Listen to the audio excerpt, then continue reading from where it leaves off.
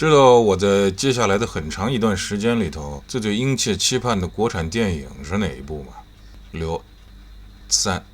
都期盼，但是最期盼的呀，那必须是姜文导演的《战俘营》里的奥运会。这电影说的是什么呢？就是1952年朝鲜战场上，中国人民志愿军在碧桐战俘营为联合国军战俘举办的那场独特的运动会，一场有14个国家500多名战俘参与的战俘营奥林匹克运动会。这运动会当然是没有国际奥委会授权啊，可是它在特殊环境下彰显的是人道主义精神，那绝对是世界战俘史上的奇迹啊！这场运动会呢，是那帮战俘们自己提议举办的。一个美军黑人战俘叫普雷斯顿·伊里奇，是他建议采用奥林匹克运动会这个名字，获得了所有人的赞同。运动会上呢，会场两边挂着2条中英文双语的横幅，一条写的是运动会通向友谊之路，另外一条呢叫和平是所有人的目标。美国战俘小威利斯·斯通手持圣火跑步入场，点燃火炬。黑人选手约翰·埃尔托马斯在100米赛中跑出了10.6秒的优异成绩。这些场景哪一个不是在展现人类对和平还有友谊的共同渴望啊？中国人民志愿军在抗美援朝战争中不仅以英勇作战著称啊，更是以宽待俘虏的人道主义精神震撼世界。当时志愿军战士自己每天只能以高粱、玉米和咸菜果腹，却冒着美军战机的轰炸，从国内运来面粉、大米、肉类供给战俘。战俘的伙食标准是旧版人民币15万元，甚至高于志愿军大造的13万元标准。为了照顾不同民族习惯，志愿军为美英等喜欢吃甜食的战俘提供充足的面粉和白糖，用处理干净的汽油桶改装成烤箱，为他们烤制面包。为土耳其战俘专门设立回民灶，按回民习惯专供食品。在碧桐战俘营，战俘们住着修缮好的民宅，冬季有暖气，定期发放全新的夏冬装和日用品。战俘营里甚至设有理发室和澡堂，战俘可以定期理发、洗热水澡。医疗方面呢，志愿军对各国战俘是救死扶伤啊，让许多重伤重病的战俘起死回生。患有严重肺病、体重只有95磅的美军士兵，在志愿军军医的治疗下，体重恢复到130磅。前美军第24师师长迪安少将被俘虏的时候，体重130磅，憔悴不堪。1年后，体重达到180磅，是精神抖擞啊。那么，跟志愿军的人道待遇形成鲜明对比的是什么呢？联合国军对待志愿军战俘残忍至极。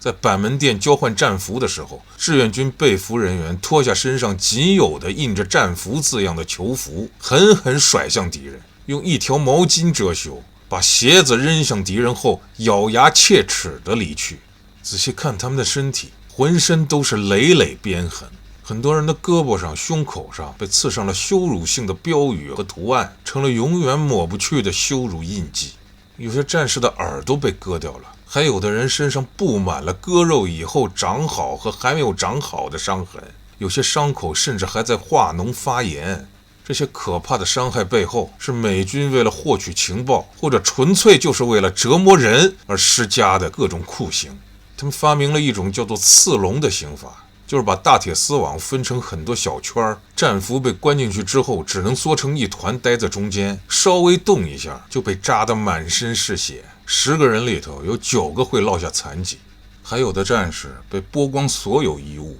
被摆在200米开外当作人靶，任由美军射杀取乐。这些美军甚至多次轰炸自己战俘所在的志愿军战俘营。据统计，有726名联合国军战俘被美军飞机炸死，而整个战争期间，志愿军从未屠杀过1名联合国军战俘。而在志愿军战俘营，那宽松的管理环境简直叹为观止。战俘营四周就只是拿木棍和树枝做成单层篱笆作为标志，门口就象征性地设立了1名岗哨。战俘白天找人看病，只需要上岗哨打招呼即可外出。战俘营还特地为战俘到河边晒太阳开设了自由出入的便门。我们志愿军还充分保障战俘的通信自由，无偿提供信纸、信封、笔墨，保证每个人每月至少跟家人通信2次。许多战俘经常收到亲人的来信、照片，甚至口香糖。必同战俘营奥运会的成功举办，深深感化了各国战俘。美军战俘理查德感慨地说：“我们通过自己的眼睛、耳朵，亲自看到、听到、感受到了真正的国际主义精神。”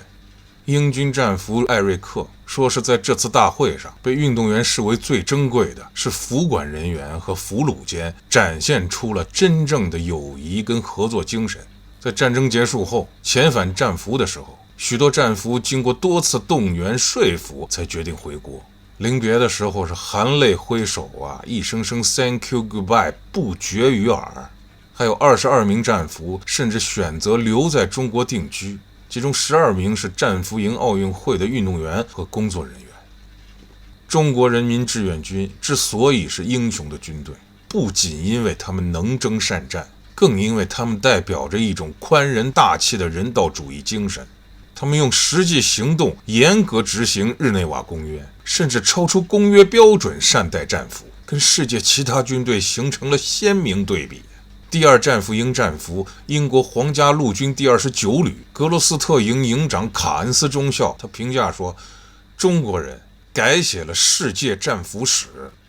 这场战俘营里的奥运会及其背后的人道主义精神，不就是中国共产党和中国人民志愿军热爱和平、反对战争的真实写照吗？不就是新中国国格之光、中国人人格之光的生动体现吗？我是殷切期待着姜文导演用他的电影语言，把这段几乎被遗忘的历史传奇呈现给世界。你就得让更多人理解什么是真正的英雄军队，什么是真正的和平使者呀？